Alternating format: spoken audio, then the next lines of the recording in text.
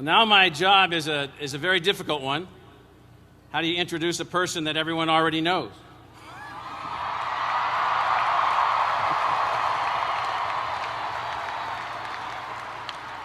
But nonetheless, I want to put the President's introduction into context because I found myself the last few weeks studying his syllabi from his classes and looking at grading mechanisms that he had in place and looking at a number of things that he's written, and it's a fantastic story. So it is my honor and my privilege to introduce to you, and I'm going to walk through this, our President. Let me begin with the following.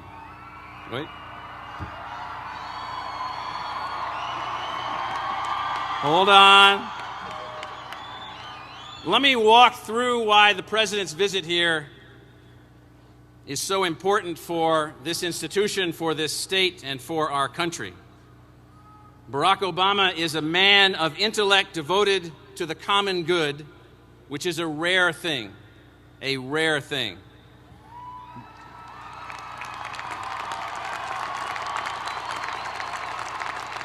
Barack Obama is a man whose journey from boyhood teaches us all about the power of a single life with purpose, and each of our graduates should remember this. Barack Obama is a man whose understanding of the dream of and for America knows no limit.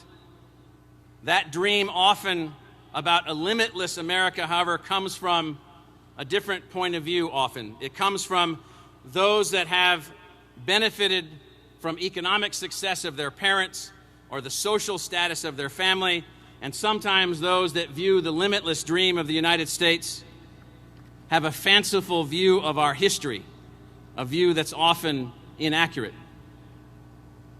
Sometimes, and this is rare, this understanding of America's true greatness and our potential comes from a deep understanding of the need to drive change. And that fact is, in fact, America as the statement of change itself. The fact that America represents what the change has been that we have moved from around the world, that's the central theme I want to focus on. Martin Luther King once said that change does not roll in on the wheels of inevitability, but comes through continuous struggle. Barack Obama understands from the experiences of his family, both in America and Africa, his work in organizing communities in Chicago, his deep understanding of the U.S. Constitution, and his raw and powerful intellect, that continuous struggle is to move us even closer to the ideal America. In this ideal America, the yokes that hold us back must be taken off to create opportunity for success. One of those yokes that has been the struggle, has been the struggle to educate every child, to allow everyone equal chance. Here, our history as a country has been long and difficult. And while progress has been made since the 1950s, we remain far from the ideal. 25% of our children, more than 1 million children per year, don't graduate from high school. And for those that do, that come from the lowest socioeconomic grouping, only 15% of them will have an opportunity to graduate from a university. Mr. President, no national leader before you has fully understood the role of education, learning, and knowledge in fulfilling the American ideal, in advancing the continuous struggle for change. In studying your life and your achievements as a community organizer, constitutional law professor, and a statesman, I can see your fantastic awareness of the enigma of our present America. How is it that we have changed so much and yet have so much further to go? You realize that our Constitution, and thus our civil rights, our voting rights, and our right to be educated is not a static thing, but in fact is a constantly evolutionary ideal. It is this evolutionary process that you see change as essential to our life, to our future as Americans. You see an America where all children graduate from high school and most go on to college at some level. In this change process, you see an America where every talent can be tapped and every dream has real potential. Mr. President, you have already taken many bold steps to improve our nation and to move us forward. You have changed, I believe, already how we conceive education. Education is now a national civic duty. It is not a privilege, it is a civic duty.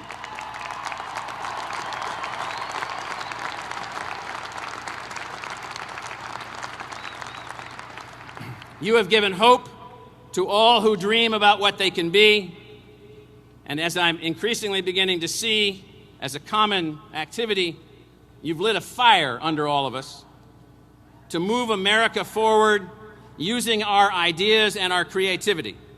Mr. President, we feel that fire. We share your drive for change. We've heard your speech before Congress, saw you driving us closer to the ideal, the better America, your expansion of Pell Grants, your goals to educate all of America, your drive to have a great college education, not just a college education, but a great college education to all who work hard. We hear you, we join you. In fact, we join you by today committing to you and to the people of Arizona that we will continue building ASU as an egalitarian center for advanced teaching and learning. And we commit to you also that no Arizona student will be left out of this institution and what we have to offer because of his or her family's income.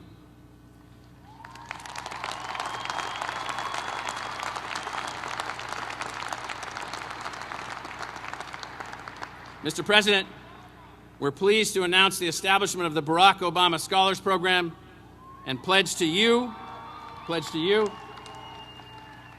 to work and fight to make accessible education the change that takes America to the next level. It's an honor to have you here with us this evening.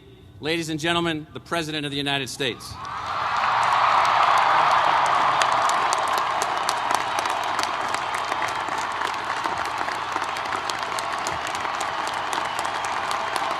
Thank you.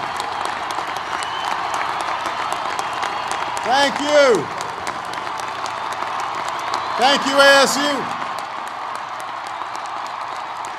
Thank you very much. Thank you very much. Thank you so much. Thank you, please. Thank you very much.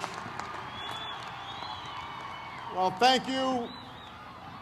Thank you, President Crow, for that extremely generous introduction, for your inspired leadership as well here at ASU.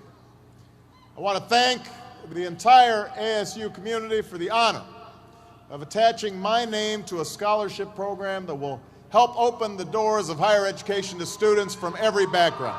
What a wonderful gift. Thank you.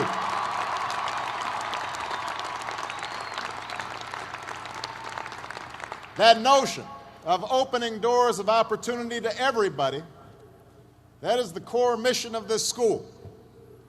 It's the core mission of my presidency. And I hope this program will serve as a model for universities across this country. So thank you so much.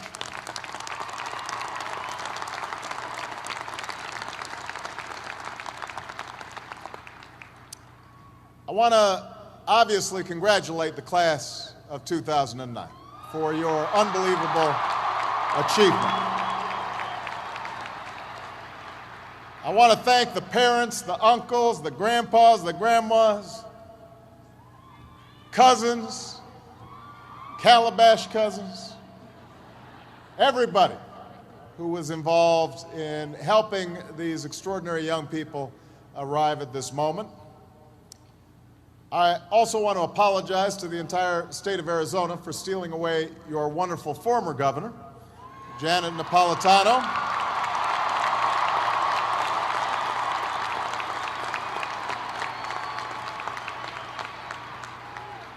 But you've got a fine governor here, and I also know that Janet is now applying her extraordinary talents to serve our entire country as the Secretary of Homeland Security, keeping America safe, and she's doing a great job.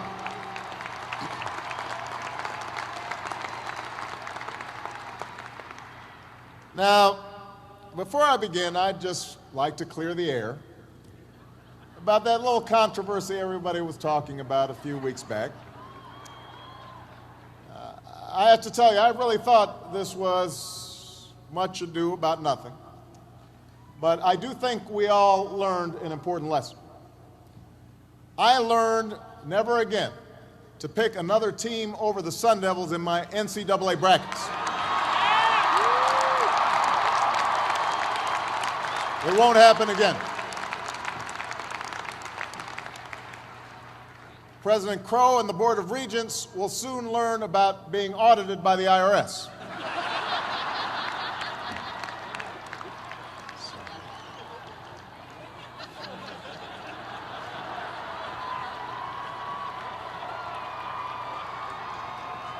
Now, in all seriousness, I come here not to dispute the suggestion that I haven't yet achieved enough in my life.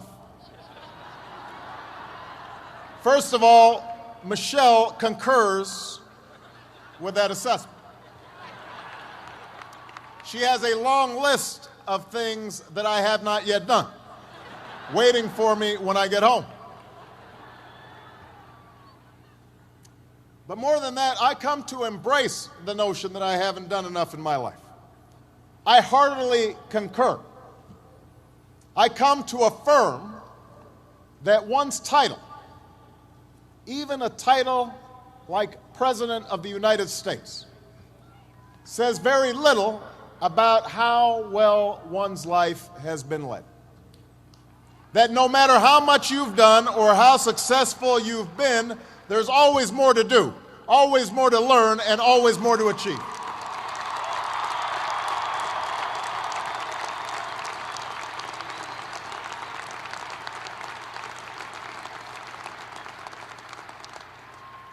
And I want to say to you today, graduates, class of 2009, that despite having achieved a remarkable milestone in your life, despite the fact that you and your families are so rightfully proud, you too cannot rest on your laurels. Not even some of those remarkable young people who were introduced earlier. Not even that young lady who's got 4 degrees getting today. You can't rest. Your own body of work is also yet to come.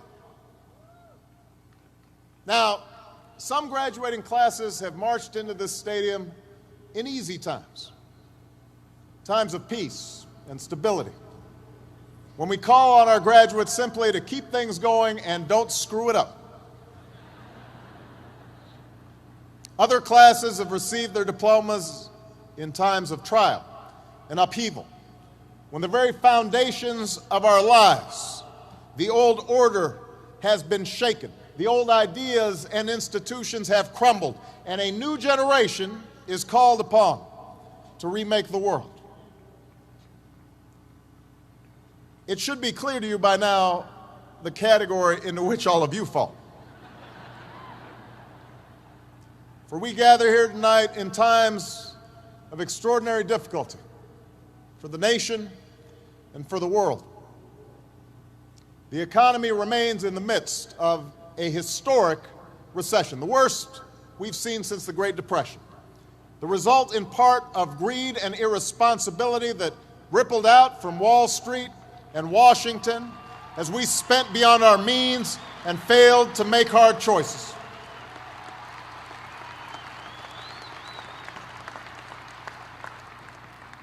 We're engaged in 2 wars and a struggle against terrorism. The threats of climate change, nuclear proliferation, and pandemic defy national boundaries and easy solutions. For many of you, these challenges are also felt in more personal terms. Perhaps you're still looking for a job, or struggling to figure out what career path makes sense in this disrupted economy. Maybe you've got student loans. No, you definitely have student loans. Or credit card debts. And you're wondering how you'll ever pay them off. Maybe you've got a family to raise. And you're wondering how you'll ensure that your children have the same opportunities you've had to get an education and pursue their dreams. Now, in the face of these challenges, it may be tempting to fall back on the formulas for success that have been peddled so frequently in recent years. It goes something like this. You're taught to chase after all the usual brass rings. You try to be on this who's who's list or that top 100 list. You chase after the big money and you figure out how big your corner office is. You worry about whether you have a fancy enough title or a fancy enough car. That's the message that's sent each and every day, or has been in our culture for far too long, that through material possessions, through a ruthless competition pursued only on your own behalf, that's how you will measure success. Now, you can take that road, and it may work for some. But at this critical juncture in our nation's history, at this difficult time, let me suggest that such an approach won't get you where you want to go. It displays a poverty of ambition. That in fact, the elevation of appearance over substance, of celebrity over character, of short-term gains over lasting achievement, is precisely what your generation needs to help end. Now,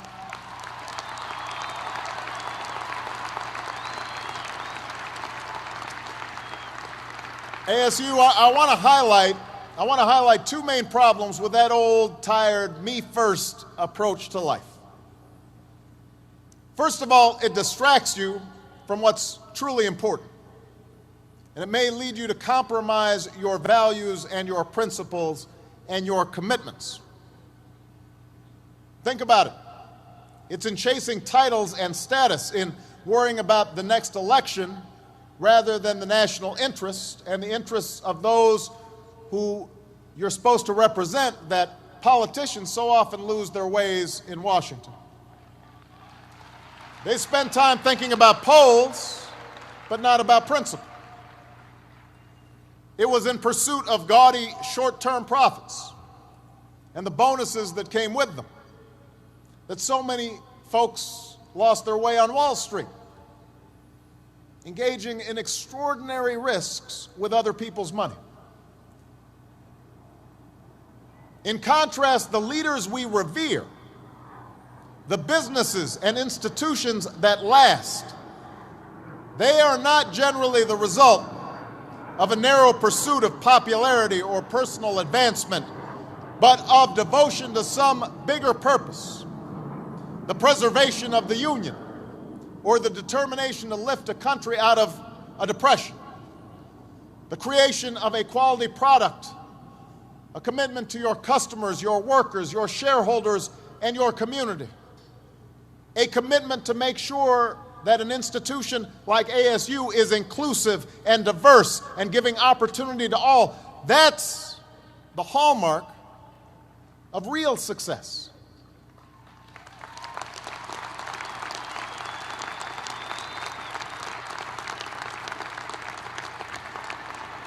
That other stuff, the trappings of success, may be a byproduct of this larger mission. But it can't be the central thing. Just ask Bernie Madoff. That's the first problem with the old attitude. The second problem with the old approach to success is that a relentless focus on the outward markers of success can lead to complacency. It can make you lazy. We too often let the external, the material things serve as indicators that we're doing well, even though something inside us tells us that we're not doing our best, that we're avoiding that which is hard but also necessary, that we're shrinking from rather than rising to the challenges of the age. And the thing is, in this new hyper-competitive age, none of us can afford to be complacent. That's true whatever profession you choose. Professors might earn the distinction of tenure, but that doesn't guarantee that they'll keep putting in the long hours and late nights and have the passion and the drive to be great educators. The same principle is true in your personal life. Being a parent is not just a matter of paying the bills, doing the bare minimum. It's not just bringing a child into the world that matters, but the acts of love and sacrifice it takes to raise and educate that child and give them opportunity.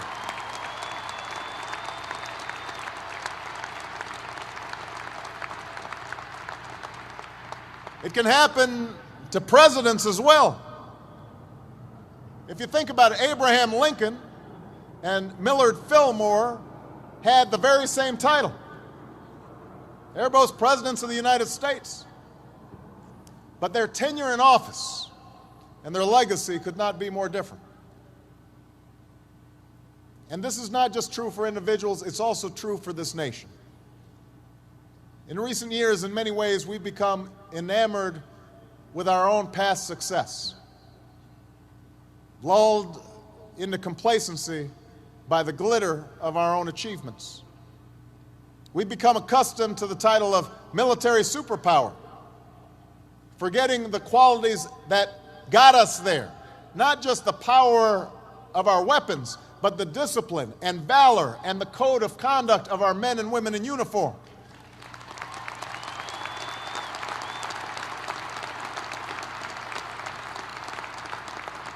The Marshall Plan and the Peace Corps and all those initiatives that show our commitment to working with other nations to pursue the ideals of opportunity and equality and freedom that have made us who we are.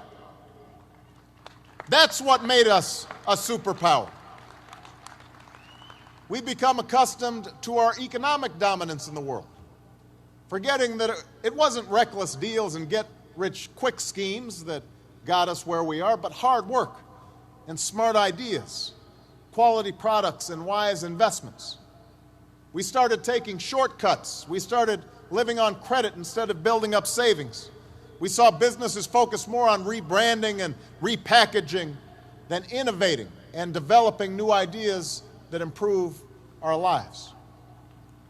All the while, the rest of the world has grown hungrier, more restless, in constant motion to build and to discover, not content with where they are right now, determined to strive for more.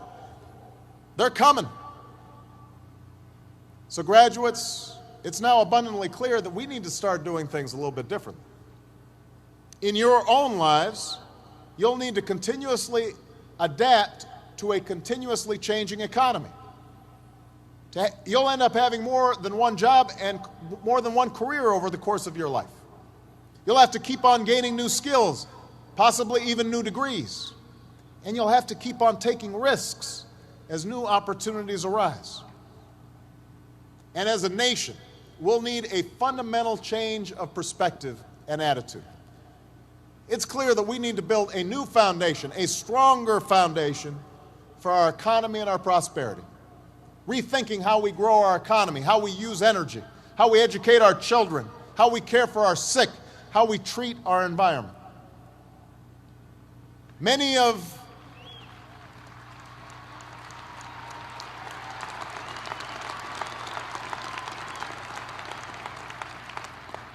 our current challenges are unprecedented.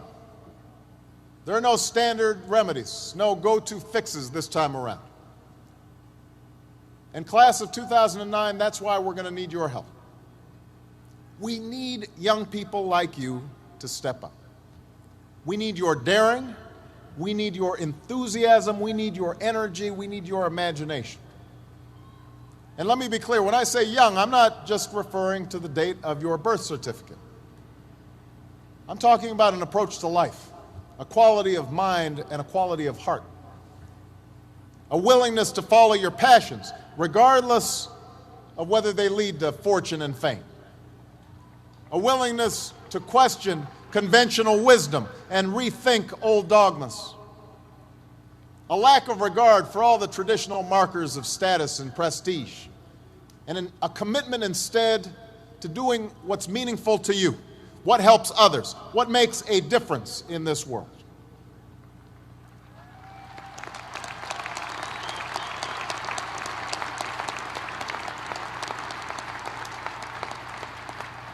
That's the spirit that led a band of patriots, not much older than most of you, to take on an empire, to start this experiment in democracy we call America. It's what drove young pioneers west to Arizona and beyond. It's what drove young women to reach for the ballot, what inspired a 30-year-old escaped slave to run an underground railroad to freedom,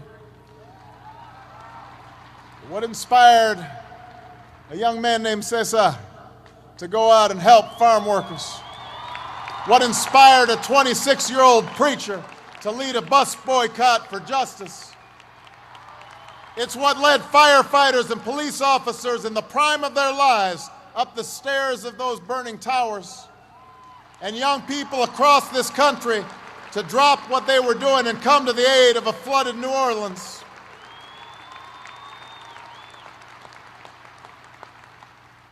It's what led two guys in a garage named Hewlett and Packard to form a company that would change the way we live and work.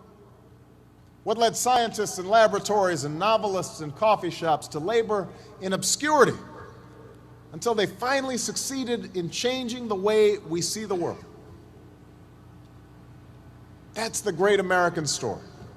Young people just like you, following their passions, determined to meet the times on their own terms.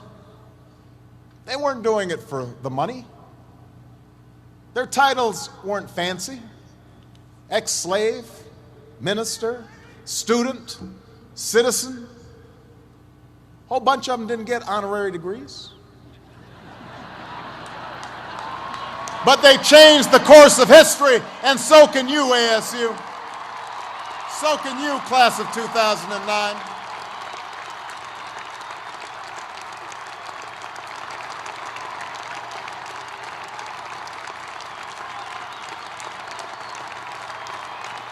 So can you. With a degree from this outstanding institution, you have everything you need to get started. You've got no excuses. You have no excuses not to change the world. Did you study business? Go start a company. Or why not help a struggling non-for-profit find better, more effective ways to serve folks in need?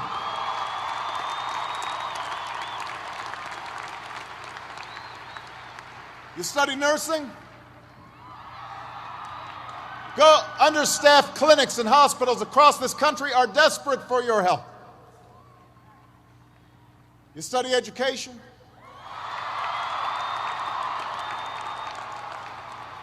Teach in a high-need school where the kids really need you. Give a chance to kids who can't get everything they need maybe in their neighborhood, maybe not even in their home, but we can't afford to give up on them. Prepare them to compete for any job anywhere in the world.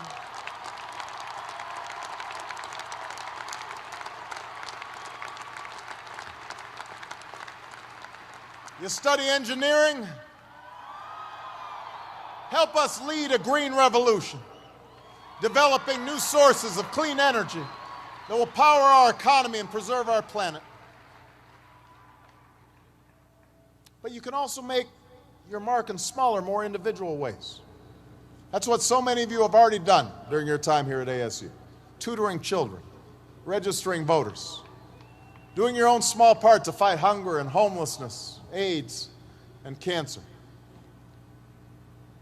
One student said it best when she spoke about her senior engineering project building medical devices for people with disabilities in a village in Africa.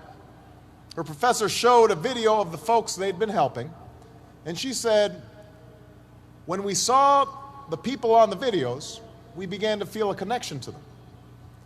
It made us want to be successful for them. Think about that. It made us want to be successful for them. That's a great motto for all of us. Find somebody to be successful for.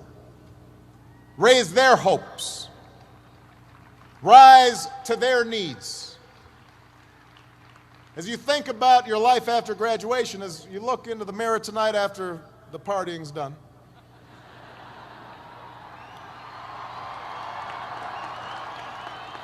that shouldn't get such a big cheer.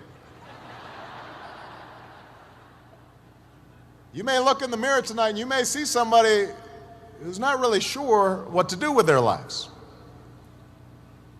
That's what you may see, but a troubled child might look at you and see a mentor. A homebound senior citizen might see a lifeline. The folks at your local homeless shelter might see a friend. None of them care how much money is in your bank account or whether you're important at work or whether you're famous around town. They just know that you're somebody who cares, somebody who makes a difference in their lives. So class of 2009, that's what building a body of work is all about. It's about the daily labor, the many individual acts, the choices large and small that add up over time, over a lifetime, to a lasting legacy. That's what you want on your tombstone. It's about not being satisfied with the latest achievement, the latest gold star, because the one thing I know about a body of work is that it's never finished. It's cumulative. It deepens and expands with each day that you give your best, each day that you give back and contribute to the life of your community and your nation.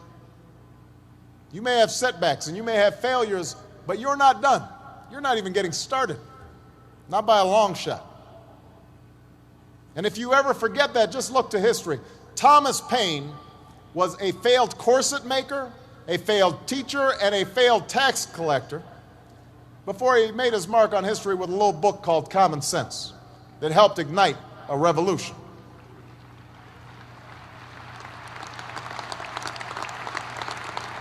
Julia Child didn't publish her first cookbook until she was almost 50. Colonel Sanders didn't open up his first Kentucky Fried Chicken until he was in his 60s. Winston Churchill was dismissed as little more than a has-been who enjoyed scotch a little bit too much before he took over as prime minister and saw Great Britain through its finest hour. No one thought a former football player stocking shelves at the local supermarket would return to the game he loved, become a Super Bowl MVP, and then come here to Arizona and lead your Cardinals to their first Super Bowl. Your body of work is never done. Each of them, at one point in their life, didn't have any title or much status to speak of, but they had passion, a commitment to following that passion wherever it would lead, and to working hard every step along the way. And that's not just how you'll ensure that your own life is well lived. It's how you'll make a difference in the life of our nation. I talked earlier about the selfishness and irresponsibility on Wall Street and Washington that rippled out and led to so many of the problems that we face today. I talked about the focus on outward markers of success that can help lead us astray. But here's the thing, class of 2009, it works the other way too. Acts of sacrifice and decency, without regard to what's in it for you, that also creates ripple effects. Ones that lift up families and communities, that spread opportunity and boost our economy, that reach folks in the forgotten corners of the world, who in committed young people like you see the true face of America, our strength, our goodness, our diversity, our enduring power, our ideals. I know starting your careers in troubled times is a challenge, but it is also a privilege, because it's moments like these that force us to try harder and dig deeper and to discover gifts we never knew we had, to find the greatness that lies within each of us. So don't ever shy away from that endeavor. Don't stop adding to your body of work. I can promise that you will be the better for that continued effort, as will this nation that we all love. Congratulations, class of 2009, on your graduation. God bless you, and God bless the United States of America.